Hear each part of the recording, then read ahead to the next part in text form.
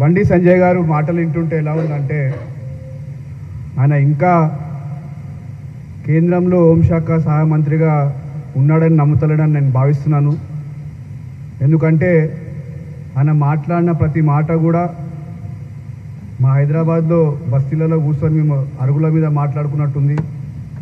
ఆయన ఒక కేంద్రంలో మంత్రి పదవి చేస్తూ మాట్లాడిన ప్రతిసారి హిందువులు ముస్లింలు గుడి మస్జిద్ల గురించే మాట్లాడుతుంది. కానీ కనీసం దాదాపు కేంద్రంలో బీజేపీ పార్టీ అధికారంలోకి వచ్చి 12 సంవత్సరాలు కాబోతున్నప్పటికీ మన తెలంగాణ రాష్ట్రానికి హైదరాబాద్కి ఏం చేసిరు చెప్పురా అంటే ఏ ఒక్క బీజేపీ నాయకుడు బయటికి వచ్చి దాని గురించి మాట్లాడతలేరు.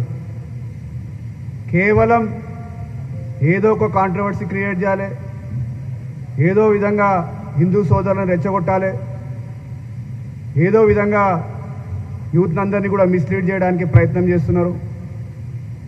మొన్న మా నాయకుడు రాహుల్ గాంధీ గారు ఏదైతే ప్రాక్టికల్గా ఏదైతే జరిగినాయో గత లోక్సభ ఎలక్షన్స్లో దాన్ని ఎవిడెంట్తో పాటు బయట పెడితే, అదేవిధంగా పార్లమెంట్లో ఎస్ఐఆర్ మీద చర్చకు రారు అంటే ఒక్కరోజు కూడా కనీసం నరేంద్ర మోడీ కావచ్చు, అమిత్ షా కావచ్చు, బీజేపీలో ఎవ్వరు కూడా దాని గురించి మాట్లాడడానికి సిద్ధంగా లేరు.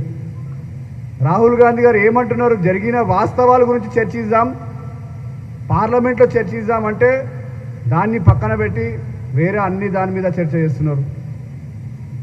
నిజంగా ఈరోజు బీజేపీ పార్టీ అధికారంలోకి ఎట్లొచ్చింది మనం అందరం కూడా ఒకసారి ఆలోచించి చూసినట్లయితే వాస్తవంగా కూడా ఈరోజు నరేంద్ర మోడీ ఈరోజు ప్రధానమంత్రి అయిందంటే ఒక దొంగతనంగా ఓట్లను దొంగతనం చేసి ఈరోజు నరేంద్ర మోడీ ప్రధానమంత్రి అయిన విషయాన్ని కూడా ఒకసారి మనం అందరం కూడా గుర్తు తెచ్చుకోవాల్సిన అవసరం ఉంది. మేము డిమాండ్ చేస్తున్నాం బీజేపీ పార్టీకి, మేము డిమాండ్ చేస్తున్నాం, మీకు దమ్ము ధైర్యం ఉంటే పార్లమెంట్లో ఎస్ఐఆర్ పైన చర్చకు రాండి. మీరు ఏం మాట్లాడతారో, ఏం వాస్తవాలు మాట్లాడతారో దేశ ప్రజలకు తెలియాల్సిన అవసరం ఉంది. మీరు ఈరోజు ఒకవైపు ఈడీ కావచ్చు, సిబిఐ కావచ్చు, సుప్రీంకోర్టు జడ్జీలను కావచ్చు, అదేవిధంగా ఫైనల్గా ఎలక్షన్ కమిషనర్ని కూడా ఈ విధంగా మీరు మిస్యూజ్ చేస్తున్నారంటే అంటే భారతదేశాన్ని ఏ వైపు తీసుకెళ్తారో దేశ ప్రజలందరూ కూడా ఒకసారి గమనించాల్సిన అవసరం ఉందని కూడా చెప్పడం జరుగుతుంది. బండి సంజయ్ గారికి ఒకటే చెప్తున్నా, ఆయన చుట్టుముట్టున్న గన్మ్యాన్లు, ఎందుకంటే సెక్యూరిటీ ఎక్కువ ఉంటుంది, గన్మ్యాన్లు కూడా ఉంటారు, వాళ్ళందరికీ కూడా విజ్ఞప్తి చేస్తున్నా, గన్మ్యాన్లకు రోజు ఉదయం లేచినప్పుడు మీరు మీ మంత్రి గారికి చెప్పండి, మంత్రి గారు మీరు హోమ్ మినిస్టర్ అని చెప్పి ఒకసారి వాళ్ళని గుర్తు చేయాలని కూడా ఈ సందర్భంగా వాళ్ళని కోరుకుంటున్నాను. ఎందుకంటే ఆయన మర్చిపోతున్నాడు, ఆయన ఏం మాట్లాడతాడో ఏం చేస్తాడో ఆయన తెలియదు. గన్మ్యాన్లకు కూడా ఎంబడున్న గన్మ్యాన్లకు కూడా విజ్ఞప్తి చేస్తున్నారు, రోజు ఉదయం లేవగానే సార్ మీరు కేంద్రానికి హోంశాఖ మంత్రి అని కూడా గుర్తు చేయాలని కూడా ఈ వేదిక నుంచి కోరుకుంటున్నాం.